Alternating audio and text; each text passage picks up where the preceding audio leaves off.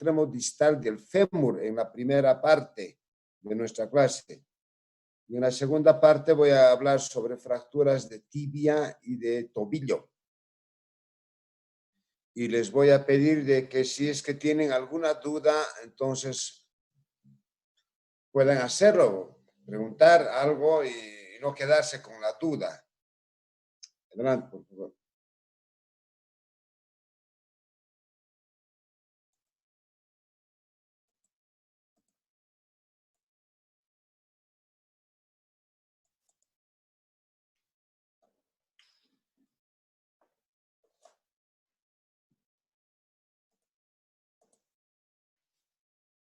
Bien, hay que hacer algunas consideraciones de lo que viene a ser la diapsis de un hueso largo, como en este caso es el fémur, ¿cierto?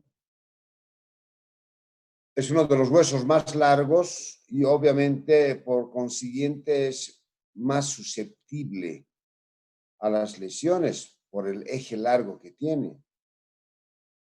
La incidencia de la edad no siempre está cuestionado, pero sí más está expuesto a los traumas de alta energía que puedan provocar las fracturas de la diapsis del fémur. Y observen ustedes que hay unas líneas horizontales que indican los límites de la diapsis, hacia abajo con la metáfisis distal y hacia arriba con la metáfisis proximal. Ahora, esta diapsis nosotros la dividimos así imaginariamente en tres: tercio proximal, tercio medio y tercio distal.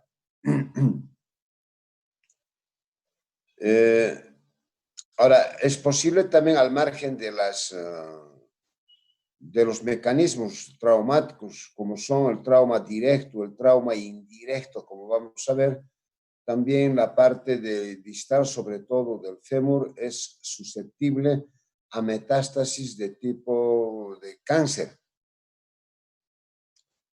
a enfermedades como en el caso del Paget, o enfermedades metabólicas de tipo hipotiroidismo, hipoparatiroidismo, que pueden provocar osteopenia o, en algunos casos, osteoporosis. Entre los mecanismos más frecuentes están las causas directas y las causas indirectas.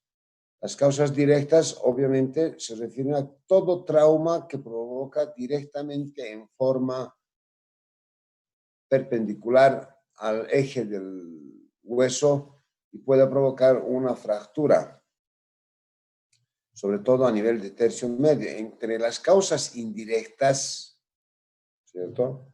Entonces obedecen más a mecanismos de flexión con rotación, ¿sí? Caídas de altura, caídas de rodilla pueden provocar, y obviamente el rasgo de fractura en las causas indirectas es la que va a provocar fracturas oblicuas, fracturas espiroideas, en tanto que en las provocadas por traumas directos generalmente las fracturas o son transversales, de rasgo transversal, o en algunos casos son cominutivas o multifragmentarias. Ahí tenemos, por ejemplo, en esta imagen, la tipo A, tenemos una fractura transversa, tenemos una fractura cominutiva o multifragmentaria, y las de tipo B, que son las fracturas por traumas indirectos, caídas de rodilla, donde el trauma puede ser en la rodilla o puede ser sobre los pies en caídas de altura de pie. El rasgo de fractura es oblicuo, en este caso un tanto espiroidea, aquí con un fragmento intermedio. Ahí está. Traumas a nivel de la rodilla pueden provocar una fractura del extremo distal, ¿sí? Y observen que la intensidad de los músculos que están en torno al muslo son músculos bastante fuertes, como el caso del cuádriceps, que sobre la rótula viene y se va a insertar en la tuberosidad anterior de la tibia. Y por otra parte hay los músculos isquiotibiales, que así se llama, ¿cierto? Y que vienen al extremo proximal de la tibia. Por una parte nos da los músculos que vienen de arriba y los que vienen de abajo son los gastrocnemios, que van a la parte posterior de los cóndilos femorales. Y si se produce una fractura, es fácil poder entender que la fractura va a ser muy inestable, que la acción de los gastrocnemios va a determinar que el fragmento distal se lleve hacia atrás, ¿cierto? Hacia atrás, en tanto que el cuádriceps, por la acción del tendón patelar, va a ser con que el fragmento proximal se lo lleve hacia adelante. Entonces se constituye unas fuerzas que van a determinar la inestabilidad del rasgo de fractura. Y en estas fracturas es posible hasta reducir la fractura, pero lo difícil es mantener la fractura mientras se produzca el proceso de consolidación del tejido óseo. Entonces está aquí explicado lo que acabamos de mencionar, que son los músculos los que van a determinar la estabilidad del foco de fractura. Hay diferentes clasificaciones de las fracturas. Hay aquí la clasificación de las fracturas de la diáfisis femoral según Pankovic. Hay las de rasgo transverso, las de rasgo con fragmento intermedio, multifragmentarias y las de oblicuas. En la clasificación de la AO es muy fácil. Quiero que me pongan atención. La AO clasifica las fracturas del brazo como número 1, las del antebrazo como número 2, la del muslo número 3, la de la pierna número 4. Repito, la clasificación de Müller de la AO, Asociación de Osteosíntesis, quiere decir esto, clasifica las fracturas del brazo, o sea, el húmero, como número 1, las del antebrazo como número 2, las del muslo como número 3 y las de la pierna como número 4. Ahora, en el caso del brazo, lo divide en 3, tercio proximal, medial y distal, como en el antebrazo también, como en el muslo, como en la pierna. El del tercio proximal, a su vez, lo subdivide en 1, el del tercio medio lo subdivide en 2 y el del tercio distal lo menciona como 3. Entonces, una fractura en el brazo, por ejemplo, puede ser 1, porque es el húmero, el brazo, 1. Si es en el tercio medio, será 1.1. Si es en el tercio medio, 1.2. Si es en el tercio distal, 1.3. En el antebrazo lo propio, será 2.1, 2.2, 2.3. En el muslo, en el fémur, será 3.1, 3.2, 3.3, así. O sea, ¿de acuerdo? Entonces, si nosotros estamos en el fémur, de por sí ya es 3, ¿de acuerdo? Pero como estamos en la parte distal, lo volvemos 3.3 o 3.3, ¿cierto? Estamos en la parte distal. Ahora, a su vez, cada una de estas, de acuerdo al foco de fractura, el tipo del trazo de fractura, podrá ser 3.3 en el caso del fémur distal. Si es de un solo rasgo, 3.3 A1. Si es con un fragmento intermedio, será 3.3 A2. Si es multifragmentaria, será 3.3 A3. ¿Me dejo entender? Sí, doctor. Ahora bien, si las fracturas son tercio distal, será 3 por el fémur, 0.3 por lo que es tercio distal.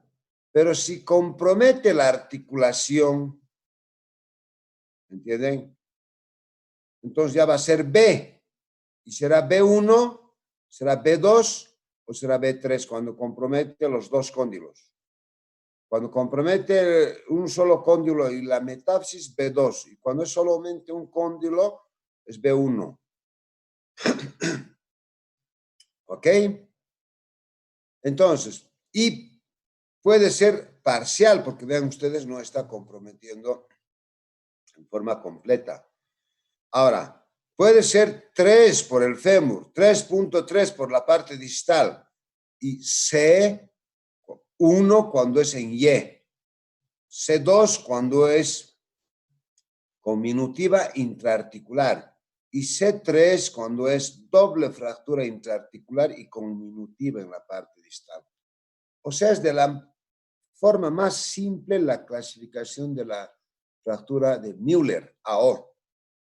Si a nosotros nos llega una imagen radiológica de este tipo, entonces diremos que es 3 porque es fémur, 3.3 porque es la parte distal, C3 porque es intraarticular completa y conminutiva o multifragmentaria. ¿Estamos de acuerdo? Entonces tienen que ejercitarse. Y esto se aplica para los otros huesos de la pierna, del brazo, del antebrazo también. Lo vamos a mencionar en otra oportunidad. Entonces, aquí hay una fractura, ¿cierto? Del extremo distal, pero es tercio distal simplemente conminutiva. Observen la necesidad de una radiografía de posición lateral. Hay otra fractura, ¿sí? Entonces, esta está intraarticular, vean ustedes, entonces esta correspondería a la 3.3, ¿qué sería? A ver, vamos a ver. ¿Sería C2 o sería B2?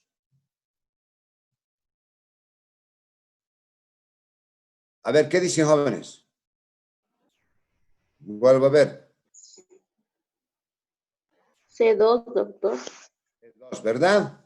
Eso es. Sí. No hay que tener miedo de equivocarse. Solo así vamos a aprender. Ahí está, ¿bien? Y es un solo rasgo de fractura intraarticular, pero múltiple en la parte superior. Vean. Ahí estamos frente a esto. No hay dos trazos de fractura. Corresponde a la C2. Entonces sería 3.3 C2, ¿correcto? Sí, doctor. Muy bien. Ahora el diagnóstico es clínico, ¿cierto? En base a la crepitación, al dolor, al antecedente, a la deformidad, al aumento del volumen, a la hemorragia que va a provocar una buena hemorragia, un trazo de fractura de esa magnitud, y los estudios complementarios en base a las radiografías, incidencia de frente y las de perfil, ¿cierto? Ahora, hay algunas complicaciones que hay que considerar en ese tipo de fracturas, que pueden ser antes del inicio del tratamiento una complicación inmediata, ¿cierto? Por las lesiones vasculares, porque han visto, hay mucho fragmento suelto, y eso puede provocar una hemorragia interna, y eso puede provocar un shock hipovolémico. Y en su caso puede haber compromiso neurológico también, ¿sí? Ya en las complicaciones tardías vamos a ver que estas obedecen desde las consolidaciones anómalas, que va a consolidar en forma anómala una fractura de esa magnitud.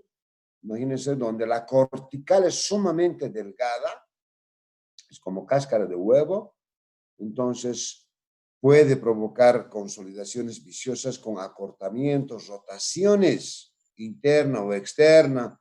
Y en algunos casos, cuando es sometido el paciente a cirugía, pueden provocar infecciones posoperatorias. Y estos además pueden llevar a una pseudoartrosis, no es acantosis, artrosis. Hay que hacer algunas radiografías por algunos métodos como el de tracción, no siempre es el indicado, pero en el tratamiento de dos tipos. Uno, el tratamiento ortopédico, o sea, no quirúrgico, y el quirúrgico. En el no quirúrgico puede estar sujeto al tipo de la fractura, a la edad del paciente, ¿sí? Algunos factores que nos puedan indicar. Si es un paciente, por ejemplo, politraumatizado con TEC leve o moderado o grave, la fractura es secundaria. Mientras el problema principal se resuelve, lo que se puede orientar es hacer una tracción continua. Se hace una tracción a nivel del extremo proximal de la tibia, tracción transesquelética, ¿sí? Para evitar que haya un acortamiento, porque la acción de los músculos nos va a determinar un cabalgamiento y eso va a provocar un acortamiento del segmento del hueso. Y eso es lo que hay que evitar, porque el paciente puede demorar 1 mes hasta 2 meses de repente para ser sometido a cirugía. Y mientras, ¿qué vamos a hacer? No vamos a mantenerlo en férula, ¿sí? Tendríamos que mantenerlo bajo tracción transesquelética el tiempo que sea necesario, ¿sí? Y así evitamos el acortamiento del hueso, de los músculos, de las arterias, de los nervios. Porque después de 1 mes, 2 meses, imagínense la dificultad que tendríamos para seducir el tejido óseo, para elongar el plano muscular, para elongar las arterias que se han encogido, las venas, los nervios, tendríamos complicaciones serias. Ahí está lo que les acabo de comentar. Hay que controlar con estudios radiológicos cada 2 días en lo posible para ver la necesidad o no de aumentar más la tracción, ¿cierto?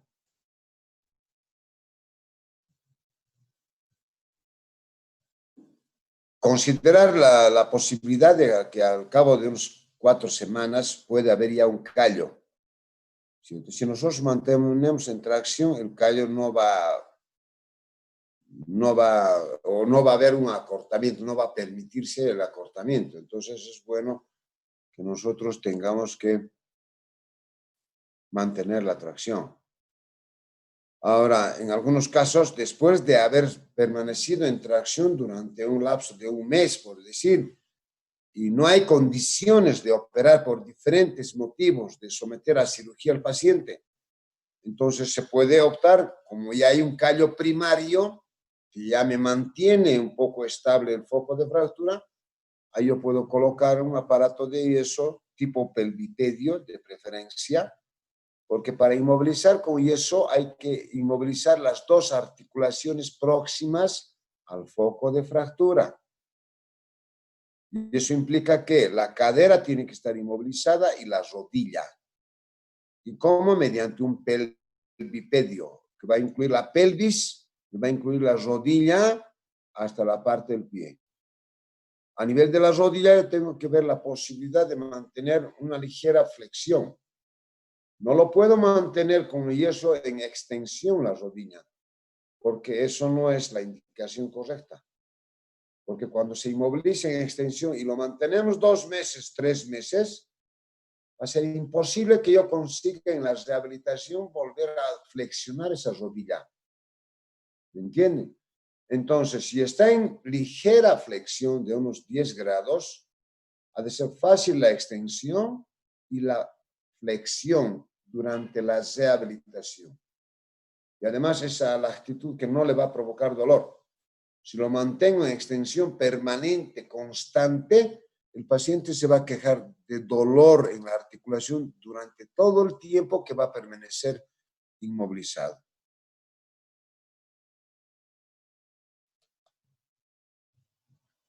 O cuando se someta a cirugía, observen que esta es una placa muy especial que está entrando por los cóndilos, una punta de la placa. Se ha utilizado, aparte de eso, otros tornillos interfragmentarios. Aquí está el foco de fractura. ¿Sí? O puede ser en algunos casos el uso del enclavado intramedular de Kuncher. También está indicado. Hoy en día es el clavo endomedular bloqueado lo que más se utiliza. En los niños hay que tomar muy en cuenta las características especiales por la edad. Sí, y las causas que provoca generalmente son accidentes de gran impacto, ¿cierto?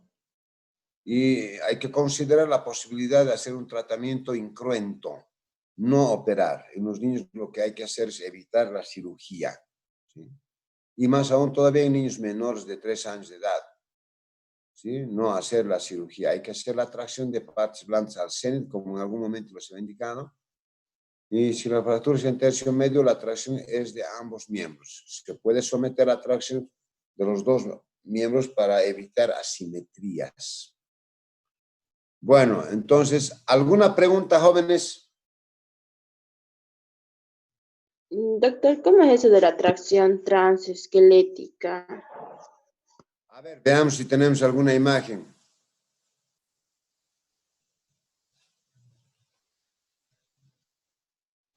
Ya, esta es la parte proximal de la tibia. Yo en la clase de mañana les voy a dar material de osteosíntesis y les voy a mostrar qué cosas tenemos para el tratamiento de las fracturas, desde lo que vienen a ser los tutores externos. Entonces, hay un clavo de Schwann, que se llama Schwann, que es un clavo de 5 milímetros de diámetro y que puede ser unipolar cuando una punta tiene rosca y esa punta nomás entra. En este caso va a entrar del lado del peroné, el clavo. Va a entrar y toda la rosca va a pasar por acá. Yo puedo colocar todo o utilizar otro clavo también de Schwann, pero bipolar. Eso quiere decir que el clavo en la parte media va a tener rosca, en la parte media, porque la otra parte va a salir al otro extremo.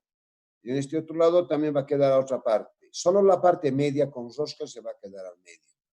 Si es este clavo así bipolar con dos extremos que salen a cada lado, entonces se coloca un halo, ¿sí? Y del halo se lo tracciona de una férula para mantenerlo permanentemente con un contrapeso de más o menos el 10% del peso corporal del paciente.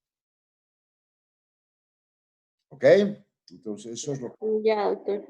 A ver si para mañana yo les hago un dibujo para mostrar o busco una imagen que represente esa tracción transesquelética. Se pone acá. Ahora, si la fractura fuera más superior, más hacia arriba, yo podría colocar el clavo en la parte de los cóndilos, acá, y de ahí comenzaría a traccionar. Puede ser. Sí, hay que seguir el eje del fémur. ¿Sí? Pero como es en esta parte de la parte distal del fémur, lo más indicado sería colocar a nivel de la parte proximal de la tibia. Y de ahí pongo un halo, un estribo, y del estribo en su redondito, en la parte de la curva, hago la tracción para mantener jalado permanentemente. Ahora, eso en los niños no puedo hacer. Solo en los niños lo que tengo que hacer es pegar esparadrapo a la pierna toda, ¿cierto? Y cubrirlo y envolverlo y después mantener así hacia arriba, hacia el cielo, al cenit, dice. Eso es la tracción cutánea. Y vamos a ver en el caso de las fracturas de tibia y de tobillo, podemos colocar la tracción a nivel del calcáneo, ¿entienden? Para fracturas de tibia, a nivel de calcáneo, pero es... Muy bien. Entonces vamos a dar un tiempito para entrar a la menos cuarto hoy. ¿De acuerdo? Les voy a mandar el enlace, porque solamente se puede entrar cada 15 minutos. O entramos a la menos cuarto o entramos a las 9 o a las 8. Entonces vamos a preferir, para que tengan ustedes más tiempo, entrar a la menos cuarto. Nos vemos de aquí a unos minutos.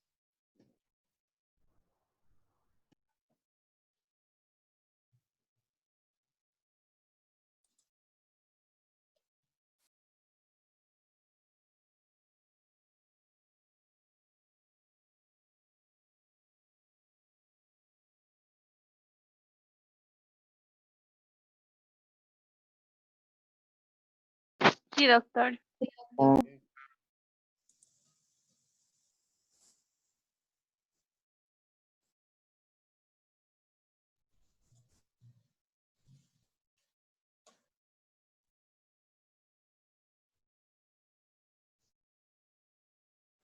Ahí está la definición de lo que vienen a ser las fracturas que se producen a nivel de la tibia. 5 centímetros por debajo de la interlínea articular de la rodilla, ¿sí? Y 5 centímetros por encima de la interlínea articular del tobillo. Todo eso corresponde a lo que viene a ser la diáfisis de la tibia. Y aquí se aplica nuevamente toda la clasificación de las fracturas, si es en tercio proximal, tanto de tibia como de peroné, si es en tercio medio, si es en tercio externo, de acuerdo al rasgo de fractura, si es, como en este caso, transversal la tibia, oblicua corta el peroné, si es estable, si es inestable, si la fractura es abierta o si es cerrada, toda la clasificación. Ahora, mi pregunta es, viendo esta imagen radiológica, ¿cuál sería es una fractura completa del cúbito o de la tibia y del peroné a nivel de tercio medio, ¿cierto? Cerrada por la apariencia, cerrada. Ahora, mi pregunta es, ¿cuál sería la conducta después de haber hecho ya el diagnóstico en base a los antecedentes, en base a la radiografía esta que estamos viendo? ¿Ya? ¿Cuál sería la conducta de ustedes frente a una radiografía como esta? ¿Enyesar? Inmovilización.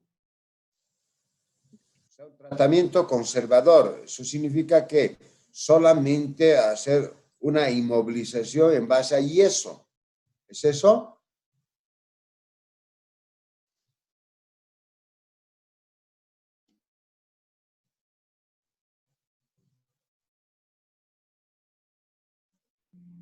Hola, ¿me escuchan? ¿Saben qué, jóvenes?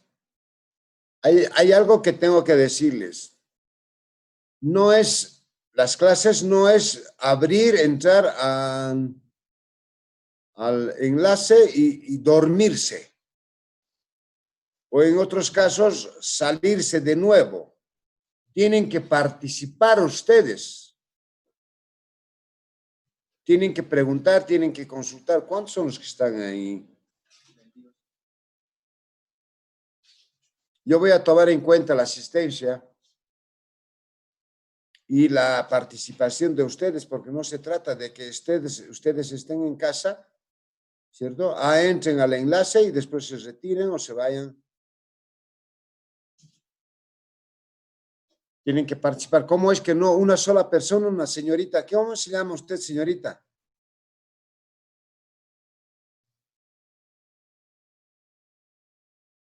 La que ha participado, la que ha preguntado, ¿cómo se llama, señorita? ¿Me escuchan? Sí, doctor. Sí, doctor.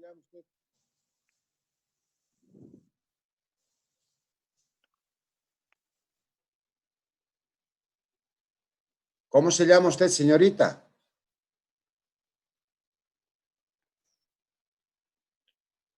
¿Me escucha, señorita? Doctor, está preguntando de la que le dijo ¿Cómo se inmovilización. llama usted? ¿Cómo se llama usted? Yo, Gabriela Machaca. Muy bien. ¿Es la única que está participando?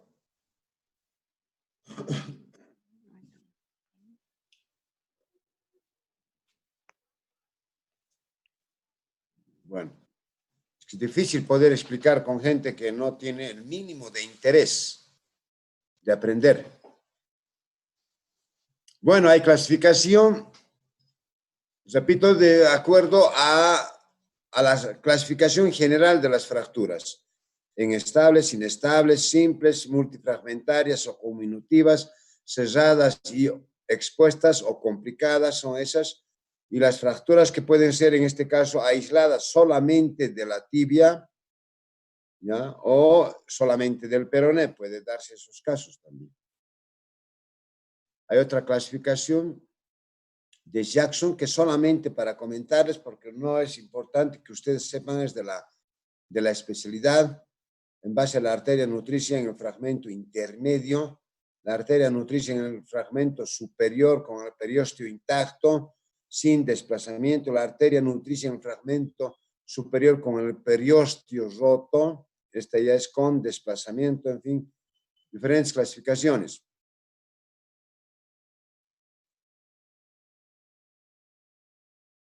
Ya esto a nivel de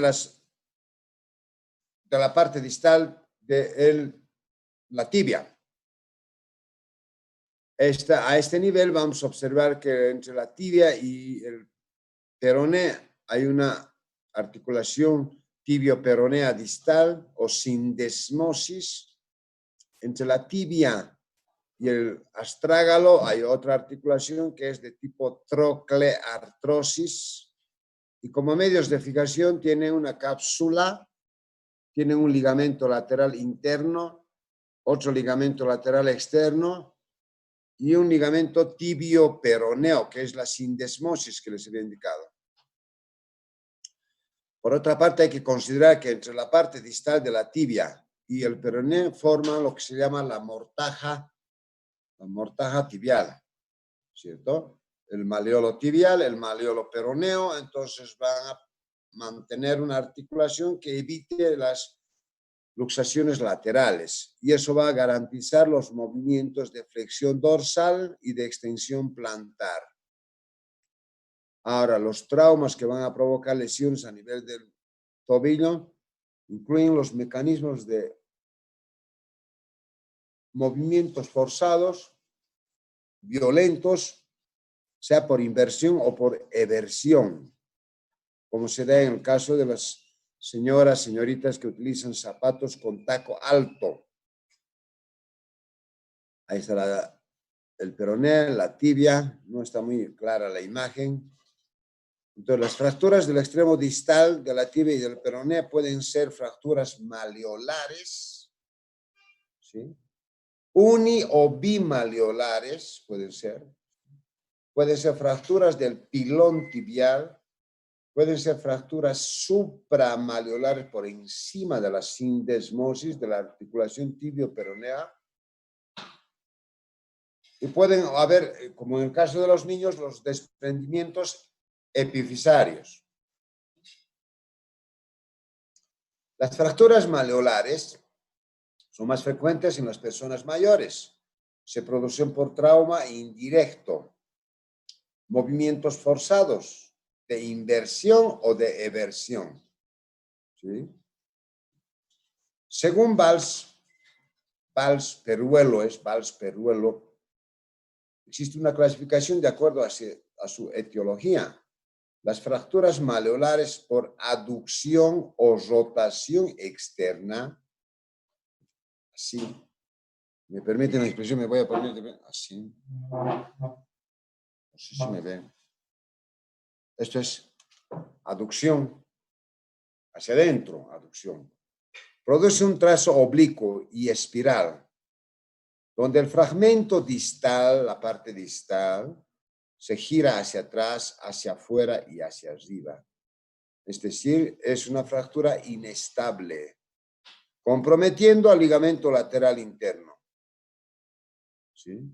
Ahora, en las fracturas del maleolo posterior, ahí está, este es el mecanismo. ¿Cierto? Entonces, el pie se va hacia adentro por aducción. ¿Cierto? Y se puede producir una ruptura del ligamento o una fractura del maleolo. Ahí está. ¿Cierto? Dependerá de la intensidad del mecanismo, de la actitud del propio paciente, porque en algunos casos el paciente, cuando está atento, evita que el trauma continúe, ¿cierto? Y levanta el pie antes de que continúe el trauma. Pero si la persona es de edad, está desentendida, es decir, no está atenta, está con sobrepeso o en algunos casos está en estado de ebriedad, entonces va a dejar que todo continúe, esto se va a ir hacia el lado interno y va a sufrir lo siguiente, va a romperse el ligamento o va a provocar fractura.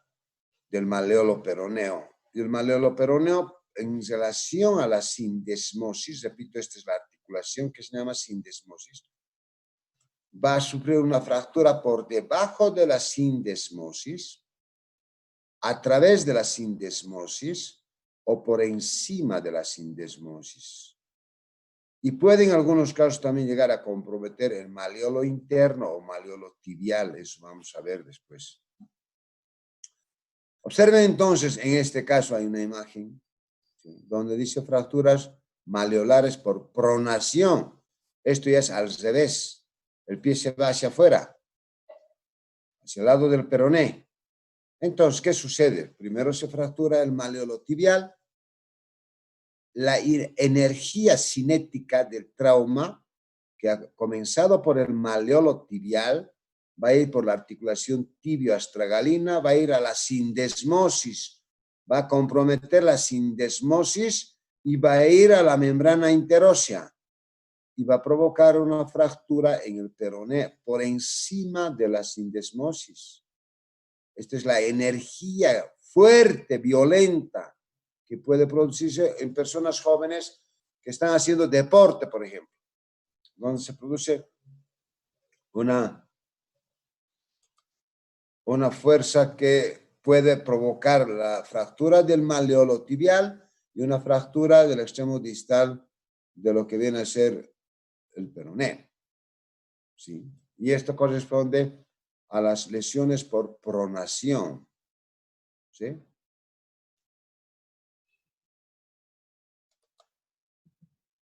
Hay las fracturas maleolares por supinación, al revés. Será por pronación, por supinación. Este tipo de fracturas se caracteriza porque la fractura está por debajo de la sindesmosis, es la sindesmosis, ¿sí? Y la energía cinética va a ir primero va a comenzar por el maleolo peroneo, va a ir por la articulación tibio-astragalina y va a llegar al maleolo tibial y va a provocar una fractura de la base del maleolo tibial, ¿sí? Entonces, esto es lo que produce las lesiones por supinación, con fractura infrasindesmal del peroné y fractura de la apópsis o del maleolo tibial. Y obviamente, como se ha provocado una fractura bimaleolar, ¿no ve? Bimaleolar, entonces esto va a provocar una luxación, porque imagínense, ya no hay nada que sostenga. Entonces, una de las complicaciones de esta lesión va a ser la luxación. Y aquí está más explicado la clasificación de Hansen.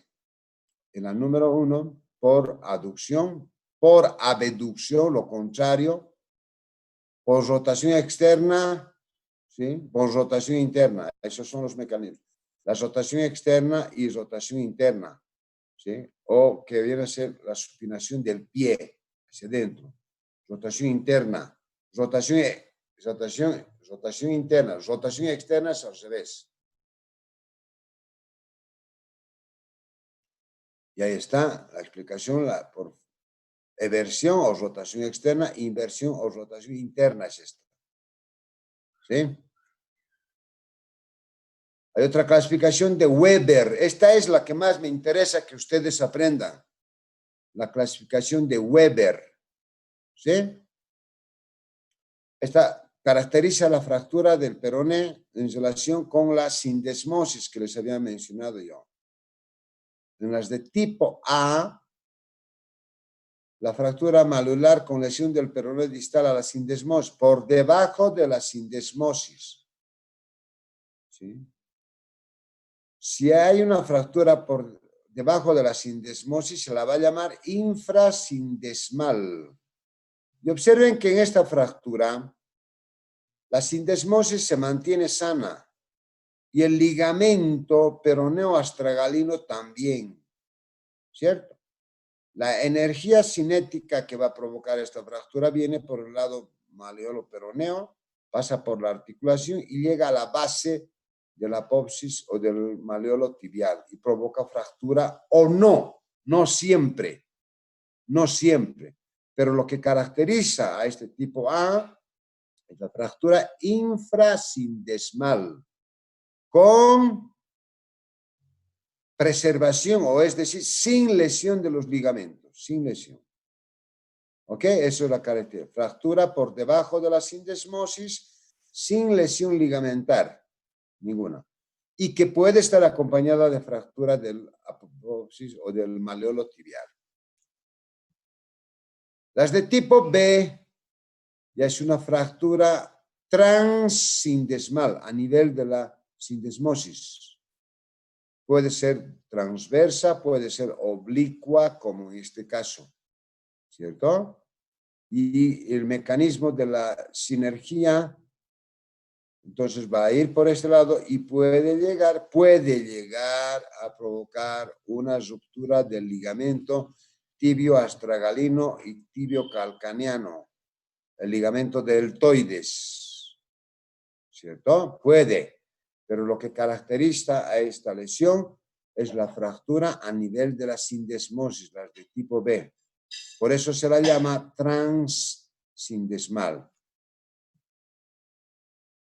Las de tipo C son lesiones que se producen por encima de la sindesmosis.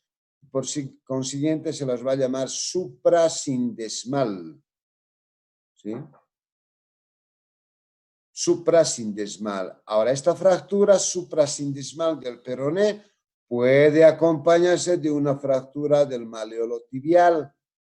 Y cuando es así, ya se la llama fractura de Maisonneuve. Maisonneuve. Cuando se acompaña una fractura suprasindesmal con fractura del maleolo tibial, se llama Maisonneuve.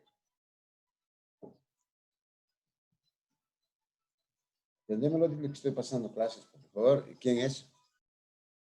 Ahora, de acuerdo a la clasificación anatómica, otra clasificación es la fractura unimaleolar, que puede ser del maleolo tibial interna, unimaleolar externa del maleolo peroneo, puede ser bilateral o bimaleolar en este caso. A esta conocida también como la fractura de Dupuytren-Pot, cuando es bilateral. O puede ser trimaleolar, es decir, maleolo peroneo, después el maleolo tibial, y en la meseta, no es meseta, sino en el pilón tibial, en su parte posterior, también puede haber una fractura. Y a eso es trimaleolar se lo llama, cuando lo que viene a ser el pilón tibial en su parte posterior se fractura, a eso ya se conoce como la fractura de Dupuytren de Stott, ¿cierto? Y lo que hemos visto, la fractura de Maisonneuve es la fractura suprasindesmal con una fractura del maleolo tibial. Esta es una imagen lateral de la tibia, ¿entienden? Y donde vemos la superficie articular con la cara superior del astrágalo, ¿sí? Entonces, esto viene a ser el pilón anterior, esto viene a ser el pilón posterior. ¿Sí? Ahí está PP, dice, pilón posterior, pilón anterior. ¿Cierto? Entonces, puede haber las fracturas aquí y a eso va a ser considerado como una fractura trimaleolar, si se acompaña de la fractura de los maleolos peroneo y tibial. Y esto es fácil de entender. Se va a producir por un mecanismo de hiperflexión o hiperextensión. De acuerdo al mecanismo, va a provocar una fractura. Ahora, un detalle muy importante. Si yo hago mi cálculo de esta superficie articular y veo que el trazo de fractura es menos de una tercera parte que compromete la superficie articular, el tratamiento es conservador. Pero si fuera el trazo de fractura en más de una tercera parte, digamos aquí, en la mitad, el tratamiento es quirúrgico. Sí o sí tengo que pensar en reducir y fijar, con tornillos, con placa, etcétera, pero fijar. Eso es lo que tengo que ver. Eso ya me va a orientar la imagen radiológica. Las fracturas supramaleolares en la parte de la metáfisis distal se presentan generalmente en personas mayores de 40 años, son, como ustedes ven, extraarticulares, no comprometen la superficie articular, generalmente son de rasgo transversos o oblicuas, cortas, pero cortas, no largas. Ahora, en niños lo que se da es el desprendimiento epifisario, cuando afecta el núcleo de crecimiento de los huesos, ¿cierto? Y más que todo en la edad de los 9 a los 14 años. Puede estar asociado a fracturas de la metáfisis también, ¿sí? Y eso puede afectar el cartílago o el núcleo de crecimiento. Y consiguientemente la superficie articular, con la evolución del tiempo, puede, digamos, salir fuera de su eje, no estar alineado. Miren, acá está oblicua ya la articulación. En cuanto a la clínica, la característica de toda fractura, el diagnóstico en base a los antecedentes, el examen clínico físico, los exámenes complementarios. Ahora, es muy importante tomar en el examen radiológico, hay que ver el signo de Merle-Daubigné, que es la relación entre el ancho del espacio tibio-peroneo y la distancia intertubercular, que es de 1/3 o menor. Se refiere a esto. Aquí. ¿Cierto? Es más de la especialidad, pero se mide a este nivel. No vamos a entrar en mucho detalle.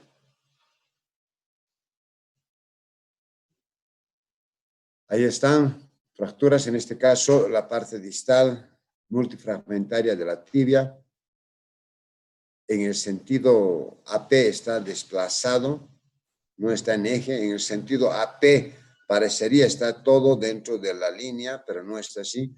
Y esta es otra imagen de una fractura transindesmal, ¿cierto? No ha comprometido el maleolo tibial, pero esta fractura ha provocado una subluxación, porque observen ustedes, se ha abierto la sindesmosis y en la parte distal de la tibia se ha desplazado un tanto en el sentido medial. Como hay fractura acá y está desplazada la fractura, entonces el maleolo peroneo no sujeta, se ha desplazado, hay subluxación. En cuanto al tratamiento, en base a un objetivo que es la reducción anatómica de la lesión. Y eso va a permitir la rehabilitación funcional a largo plazo. Las medidas de urgencia en tratamiento inmediato son inmovilizar con una férula de yeso. El hielo se debe aplicar cada 4 o 3 horas. Se debe mantener elevado la pierna en las lesiones de tobillo para evitar el edema y para evitar un síndrome compartimental. Y evitando el edema se evita la formación de flictenas, de ampollas. Entonces, para eso hay que mantener siempre, poner 1 o 2 almohadas por debajo de la pierna y de la rodilla, de manera que la pierna esté siempre por encima de la altura o del nivel del corazón. Y después se puede utilizar AINES como antiinflamatorios.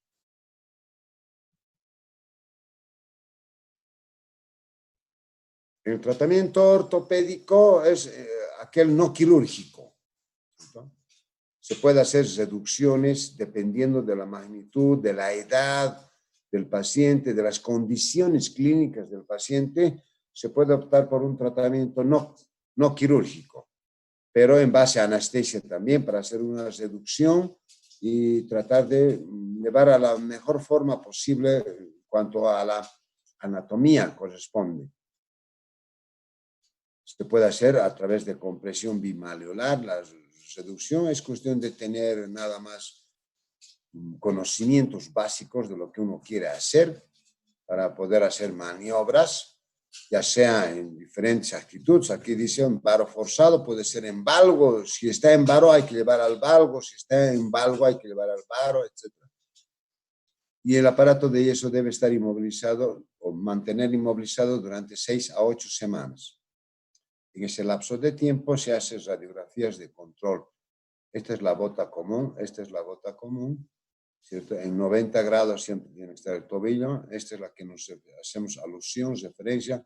Este es un inguino malleolar, este es un inguinopedio. Y en esta otra imagen estamos viendo imágenes de tratamiento quirúrgico. A nivel del malleolo peroneo se ha colocado una plaquita, 1/3 de caña, que lo vamos a ver mañana, con tornillos.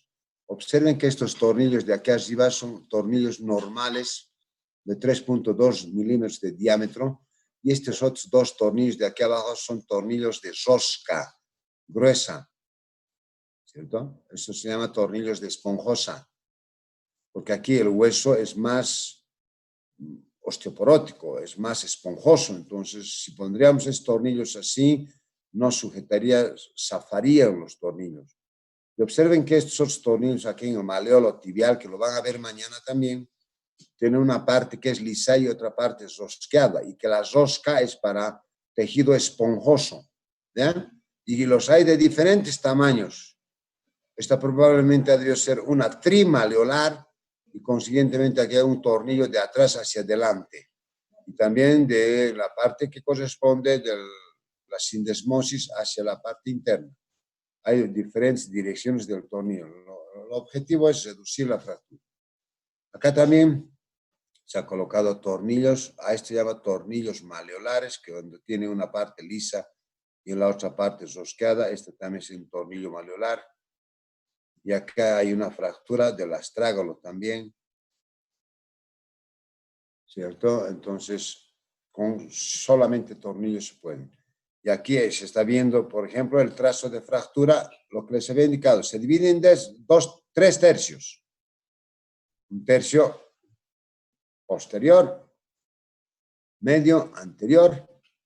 El trazo de fractura compromete más de 1/3 parte de la superficie articular. Consiguientemente, en estos casos, se va a separar y va a provocar una luxación central.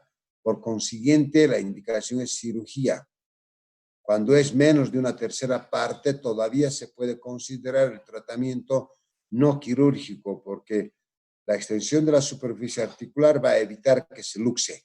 Pero si compromete más de 1/3 parte, como en este caso una mitad, la probabilidad de una luxación central es mayor. Por eso la indicación es quirúrgica.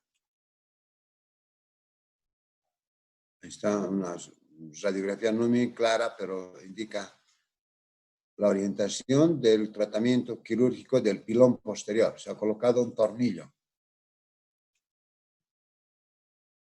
Complicaciones en este tipo de lesiones: la pseudoartrosis, que ya saben qué es; la rigidez articular, que es la anquilosis; en niños, alteraciones del crecimiento por el daño epifisario, ¿cierto? Y las rotaciones, que van a provocar grandes deformaciones. Fracturas de astrágalo no lo vamos a ver porque no corresponde al tema de hoy. ¿Alguna pregunta que quieran hacer, jóvenes?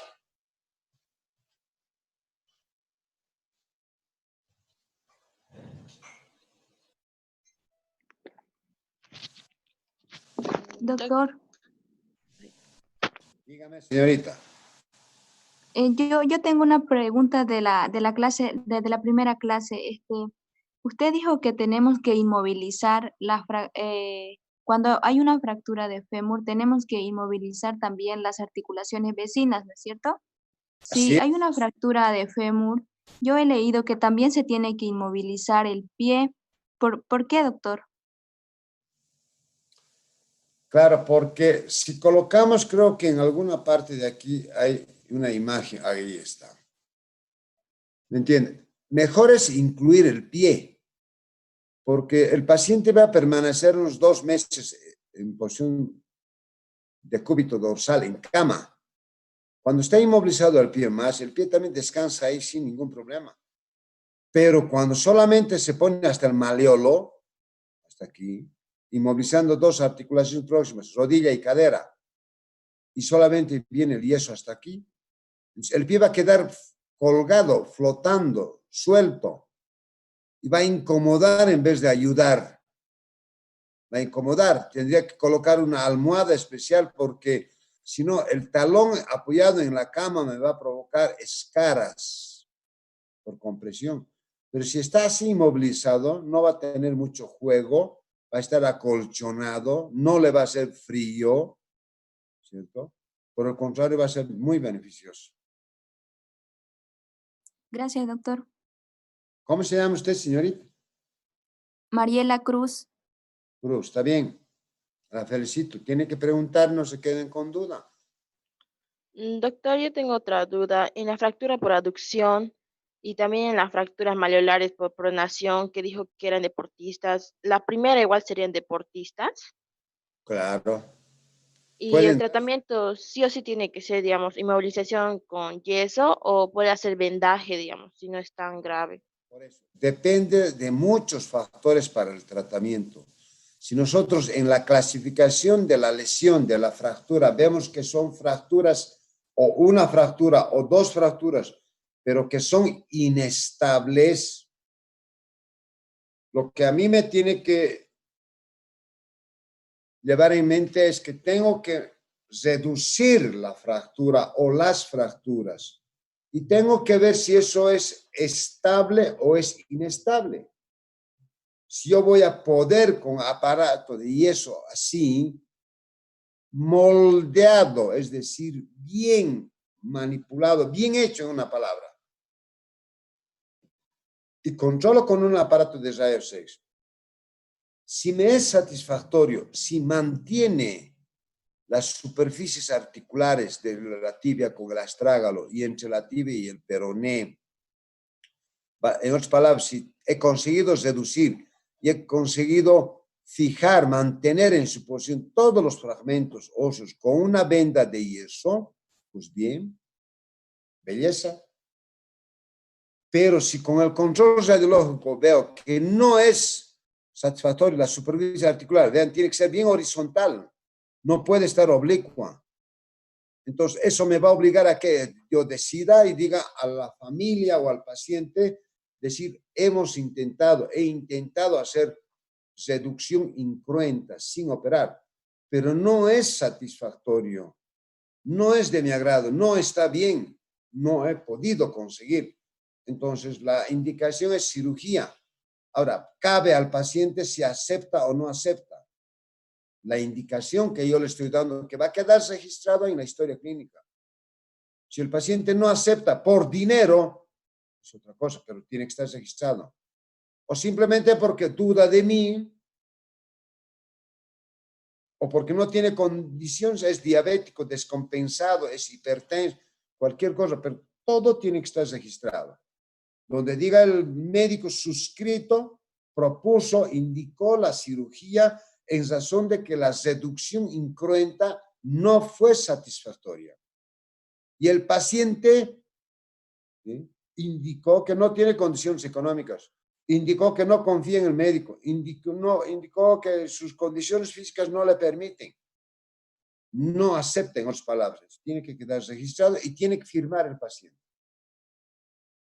Entonces, todo está sujeto a la interpretación que yo haga, de acuerdo a mi experiencia. Yo siempre prefiero no operar y felizmente he tenido buenos resultados. Pero hoy, en cambio, hoy en